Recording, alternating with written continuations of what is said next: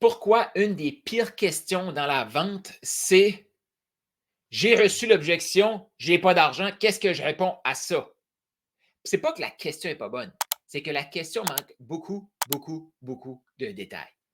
Puis, dans ce bloc-ci, je pense que je vais m'en tenir simplement à j'ai pas d'argent.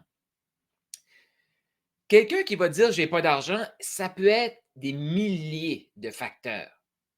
Là, je vais aller sur trois facteurs principaux qui sont tous reliés au mindset. Fait que je vais t'amener dans cette direction-là et je vais t'expliquer aussi pourquoi que moi, Carl Roussel, même si j'ai pris des milliers d'appels de vente, des milliers d'heures de coaching, quand j'arrive et qu'il y a quelqu'un qui me demande OK, Carl, tout le monde me dit que je n'ai pas d'argent.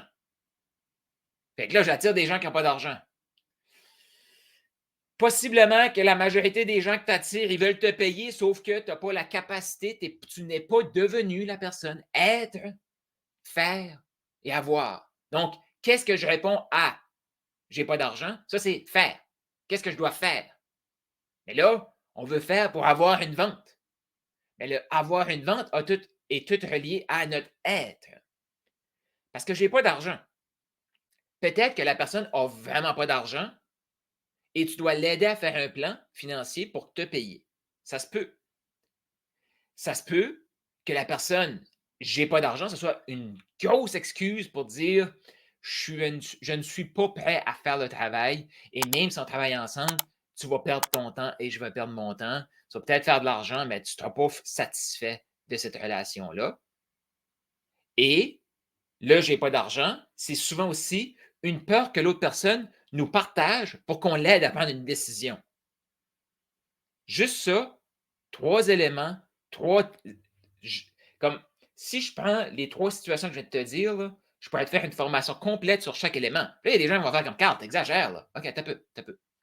Si je te disais, tout dépendamment du mindset de la personne, je peux prédire à peu près le pourquoi la personne a dit j'ai pas d'argent. Et d'après le mindset, et si j'écoute l'appel, je vais savoir exactement le pourquoi la personne a dit j'ai pas d'argent.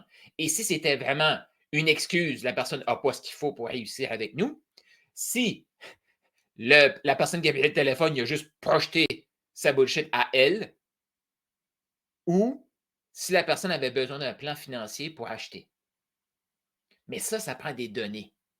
Fait que moi, c'est pour ça que quand quelqu'un me dit j'ai pas d'argent, OK, bien, premièrement, pourquoi la personne voulait faire ton accompagnement? Et habituellement, quand j'ai affaire à des amateurs, ça finit en disant ben, c'est parce qu'ils voulaient améliorer leur relation, ils voulaient améliorer X, Y, Z. OK. La majorité du temps que j'ai ces réponses-là, c'est parce que la personne n'a pas demandé la question. Mais là, à ce moment-là, moi, je ne le sais pas. Fait que c'est quoi la question qui va suivre?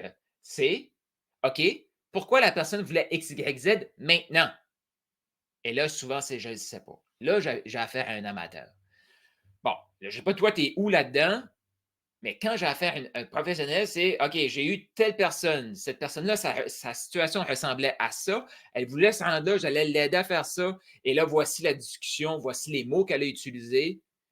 Qu'est-ce que j'aurais dû répondre? Comment j'aurais pu changer ça? Et là, on peut faire ce qu'on appelle un roleplay, un jeu de rôle. Mais quand il n'y a pas d'information, là, il faut inventer le jeu de rôle, mais quand il y a eu une vraie appel. C'est pour ça que si tu as une équipe de vente, tu veux qu'ils écoutent ça. Parce que quand ils ont des j'ai pas d'argent, bien souvent, c'est tout bien avant. Là. Pourquoi je te parle du following en partant? C'est que les j'ai pas d'argent, ça serait directement sur les médias sociaux, cette affaire-là. Là. Mais c'est quoi le mindset qui est derrière? Je vais te parler de trois mindsets. Je t'invite à prendre des trois mindsets en note. Premièrement, tu as le mindset d'abondance. Ça, c'est le plus c'est facile. Tu sais. Après ça, tu as le mindset de manque et tu as le mindset de peur. Wow! Carl, c'est quoi la différence entre les trois? Habituellement, le mindset d'abondance et de manque sont capables de conclure la vente. Ça veut dire qu'ils sont capables de prendre l'argent. Il y en a un qui va donner de l'énergie, puis l'autre, on n'est pas sûr que ça va donner de l'énergie. Qu'est-ce que je veux dire par là? Mindset d'abondance, c'est tu es capable d'avoir une vraie conversation sans peur, sans manque avec la personne. Et ça, pour savoir si tu as un mindset d'abondance, c'est que tu peux être dans le même état d'esprit quand tu rencontres quelqu'un, que ton compte de banque soit vide ou bien garni. C'est un mindset, ça n'a rien à voir avec le compte de banque. Mais trop souvent, on associe mon mindset va être bon si le compte de banque est plein. Et ce bloc ici, c'est ceux qui font comme moi, j'ai un compte de banque vide, comment je fais pour avoir un bon mindset? Je t'arrête de te l'expliquer. Sauf que, théoriquement, c'est facile. Ça te prend un environnement qui est capable d'écouter tes appels, de faire comme, OK, là, tu es en train de donner tes excuses à la personne. OK, là, la personne, elle ne voulait vraiment pas acheter. OK, là, tu sais, fait que tout ça, c'est tout plein de subtilités. Donc, le mindset d'abondance, tu as une conversation, tu es capable de faire comme, OK, oui, tu devrais acheter maintenant. Et là, peu importe ce qui se passe après, tu es capable de guider la personne pour prendre la décision qu'elle veut prendre maintenant. Tu es capable de dire aussi, non, on n'est pas fait pour aller ensemble. Ou tu es capable de même donner un devoir puis dire à la personne, OK, je vois qu'il y a un intérêt, je vois qu'il y a une possibilité, mais je ne suis pas sûr. Donc, voici ce que tu vas faire. Tu vas aller écouter telle vidéo, tu vas m'envoyer ton compte rendu, puis tu vas me répondre à ce questionnaire-là. Tu donnes un devoir. Si tu es dans l'abondance, 100% OK que la personne fasse comme OK, je prends le devoir, elle ne vienne plus jamais. C'est OK. C'est OK. Mindset de manque, tu ne veux pas faire cet élément-là parce que tu fais comme la personne ne reviendra jamais. OK. Pourquoi qu'elle ne reviendrait pas? Si tu as saisi qu'elle était sérieuse, OK, mais elle peut faire des erreurs. OK, elle peut faire des erreurs. Mais après ça, elle pourra savoir qu'elle a dû travailler avec toi. Point. Puis ça, ces choses-là, j'en parle un peu dans Profit School. Fait que je t'invite à joindre Profit School et je t'invite aussi à t'abonner à ma chaîne YouTube. La petite cloche, puis si tu es sur la plateforme en ligne, ben, tu peux aller aussi sur ma chaîne YouTube, puis t'abonner, puis faire j'allais dire sonner la petite cloche, ça n'a pas rapport, là, mais cliquer la petite cloche pour recevoir des notifications, parce qu'il y a des vidéos sur ma chaîne YouTube où est-ce que je te parle de l'importance de l'écoute. Je vais y revenir un petit peu tout à l'heure, mais restons dans les 3 mindsets. Donc, le mindset de manque, c'est là que on ne veut pas laisser aller la personne, on va mettre de la pression pour pendre le client tout de suite, parce qu'on n'a pas confiance qu'il va revenir. C'est là aussi qu'on peut se retrouver avec des mauvais clients. Puis même dans le mindset d'abondance, tu peux avoir des mauvais clients. À un moment donné, là, tu peux savoir exactement quoi poser comme question, c'est quoi le flow d'un appel que je vais revenir plus tard. Tu peux tout savoir ça, tu peux faire des erreurs. Mindset de manque, tu augmentes ton risque d'erreur de beaucoup. Parce que là, tu es tellement dans le manque, tellement attaché à faire une vente que tu vas avoir plein de signaux qui vont faire comme c'est pas un bon client. Non, tu ne devrais pas le prendre. Tu vas avoir de la difficulté. Puis tu vas prendre de l'argent pareil. Mais ça, les amateurs, souvent, non, ils vont le faire quand même parce qu'ils sont tellement dans le manque qu'ils vont être capables. Parce qu'il y a quelque chose qui vient chercher chez nous. Quand on est dans le manque comme ça, on est vraiment en mode survie. Et des fois, on fait des choses, tu sais, puis là, c'est là que les gens disent, ah, j'ai pris des appels, faites des ventes, puis là, je ne suis pas aligné. Puis là, ils vont arrêter de vendre. Oui, mais c'est à cause que tu n'as pas développé ton mindset d'abondance. Tu l'as fait avec un mindset de manque. Puis là, oui, tu as fait des ventes. Je vais t'amener aussi dans le mindset de peur. Oh, celui-là, il est subtil. Parce que le mindset de peur, c'est peur de ne pas pouvoir. Ça, c'est destructeur. Là, comme, si tu es là depuis le début dans le flow, là, tu sais exactement quoi faire pour augmenter ta confiance. Là. Sinon, retourne dans quelques vidéos passées où est-ce que je parle de coacher des gens gratuitement, mais je t'explique aussi c'est quoi le script que tu dois suivre pendant tes coachings gratuits pour faire des ventes. Et je vais revenir sur le script dans cette vidéo-ci, dans le 4e bloc de cette vidéo-ci. Donc, la peur de ne pas être capable de le livrer. Fait que là, tu arrives sur un appel, inconsciemment, tu ne veux pas vendre parce que tu n'as pas confiance que tu peux apporter des résultats. Tu as peur d'avoir la responsabilité d'apporter des résultats. Fait que là, tu vas repousser la personne. Mais ça, souvent, la personne qui va arriver, qui a ce mécanisme inconscient-là, si elle reste seule comme un amateur là, elle ne pourra jamais savoir. Fait qu'elle, là, elle va écouter des vidéos, quoi répondre quand j'ai pas d'argent. Elle va demander des scripts, quoi dire quand la personne me dit j'ai pas d'argent. Elle ne comprendra pas que oui, mais c'est en cause que tu as peur. Tu n'as même pas confiance dans ton coaching. Fait que même si la personne vient chez toi, puis je l'ai vu des centaines de fois, des gens qui, genre, demandent à la personne, peux-tu me coacher? Et là, la personne, elle prend un appel, mais c'est tellement compliqué, tellement complexe qu'elle repousse la personne parce qu'elle a peur d'assumer qui elle est.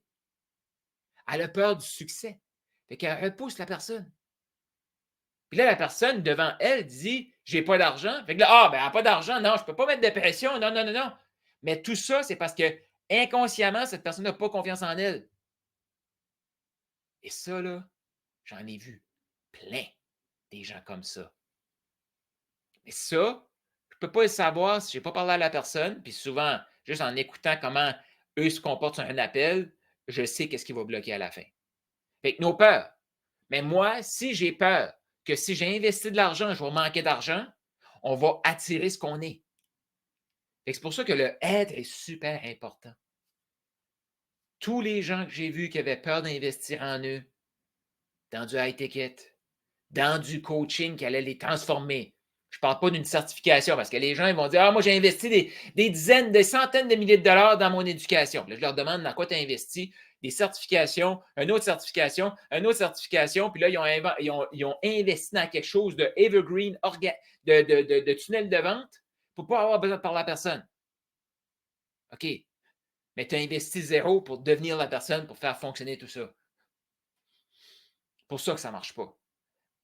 Et ces gens-là, souvent, ils vont aller investir. Là, ils n'ont pas peur. Mais ils ont peur de se transformer. Fait que la peur de se transformer, c'est certain qu'on la projette chez l'autre. La catégorie qui a peur d'investir, point, ça, c'est ceux qui la projettent chez l'autre. La catégorie qui se fait croire qu'elle, elle a investi, mais elle n'investit pas à une place, elle a peur d'investir pour devenir la personne, bien, elle va projeter ça chez l'autre. Fait qu'automatiquement, la personne va tout le temps répondre: j'ai pas d'argent. Là, la personne va dire: ben, c'est pas de ma faute, c'est de la faute de l'autre. Être la personne, c'est ça aussi. Les autres peurs qu'on a, fait qu'on a parlé de la peur de je ne suis pas sûr de pouvoir le livrer. Moi, j'ai peur d'investir, j'apporte ça chez l'autre. Et ça, je l'ai vu là. Ben, je l'ai vu, je l'ai entendu. Quand j'écoute des appels de personnes qui prennent des appels, ça m'est déjà arrivé d'arriver à la personne et de dire: OK, comme toi, qu'est-ce que tu as écouté? Qu'est-ce que tu as entendu sur l'appel? Là, la personne me dit: ben, la personne a dit telle affaire. OK. Pourquoi tu penses qu'elle t'a dit ça? Puis là, les gens qui sont pris dans leur peur à eux et qui projettent les peurs chez l'autre, parce qu'il y en a qui ont peur d'investir parce qu'ils ont peur de ne pas avoir des résultats. Je te le dis tout de suite, ça, cette peur-là, quelqu'un qui a ça la transmet à l'autre personne devant. Parce que moi, je l'ai entendu là, concrètement. OK? La personne est en train d'argumenter pour pouvoir acheter et l'autre personne disait: ah, je ne pense pas que tu es prêt. Non, non, tu ne devrais pas investir. Non, non, non, c'est. Mais la personne était comme: non, non, mais je vais investir parce qu'il faut. Tu sais, peu importe les résultats que je vais obtenir avec le coaching, il faut que je fasse ça pour me rendre à une autre place. Puis l'autre personne, il projetait ses peurs. Et ça, c'est pour ça que beaucoup, beaucoup, beaucoup, ben, les amateurs sont très inconfortables à faire écouter leur appel. Et eux, souvent, ça va être comme: ben, je n'ai pas enregistré mes appels, je ne sais pas comment. C'est juste parce qu'ils ont peur de se faire entendre et de se faire démasquer. Fait que toi, actuellement, quand tu prends des appels, est-ce que tu es plus dans le mindset d'abondance, le mindset de manque, le mindset de peur, selon toi? Puis la majorité des gens vont tout le temps mettre comme: ah non, moi, je suis dans le mindset d'abondance. Quand tu leur parles, ils sont dans le mindset de manque. Parce qu'eux, ils pensent qu'ils sont en abondance parce qu'ils font des ventes. Mais imagine quelqu'un qui fait des ventes dans le mindset de manque, qui tombe dans le mindset d'abondance. Wow!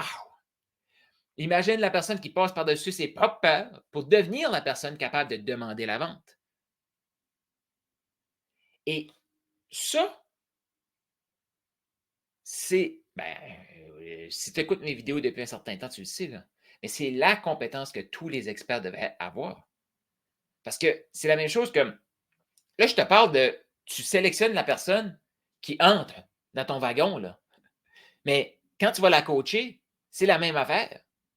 Si tu suis juste ton script de coaching, la personne va partir, va dire: ben, moi, je suis insatisfait. Parce qu'elle a dit des mots, mais on n'a pas écouté les mots. Ça, je vais aller plus spécifique dans le prochain bloc. Là. Mais actuellement, je t'invite à poser la question: est-ce que tu es plus dans le mindset d'abondance, mindset de manque, mindset de peur? Et sache une chose, il n'y a pas un des trois mindsets qui est meilleur que l'autre pour commencer. OK? Pour commencer. Ce que je veux dire, c'est que si tu regardes ça, tu fais comme: j'ai jamais travaillé sur la vente, puis clairement, je suis dans mon mindset de manque. OK? Fait que je prends n'importe qui. Puis clairement, je suis dans mon mindset de peur, je n'augmente pas mes prix. J'offre comme, je travaille à 10$ de l'heure, 10 € de l'heure. C'est sûr que je suis dans le mindset de peur.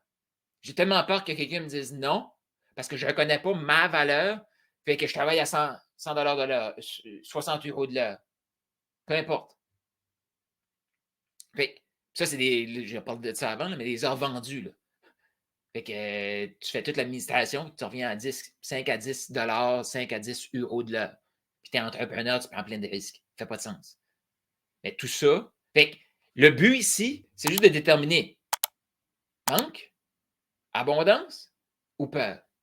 Ça, c'est le point de départ. Fantastique. C'est de l'information. Et plus on est honnête sur notre départ, ben, c'est la seule façon d'avoir des résultats dans le futur.